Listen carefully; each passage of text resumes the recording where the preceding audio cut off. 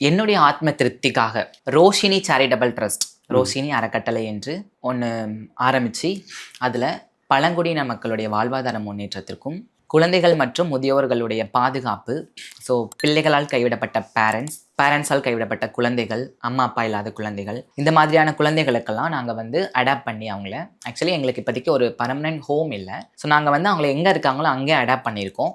Adapt பண்ணி அவங்களுக்கு yearly தேவையான, அவங்களுக்கு எஜுகேஷனுக்கு தேவையான விஷயங்கள், முதியோர்களுக்கு வந்து அவர்களுக்கு மெடிசன்ஸ், ஃபுட்டு, இந்த மாதிரியான விஷயங்களை அவர்கள் இருக்கும் இடத்திலே அவர்களுக்கு அது வசதி வாய்ப்புகளை ஏற்படுத்தி கொடுத்து அதை நாங்கள் அதில் பணியாற்றி கொண்டு வருகிறோம்.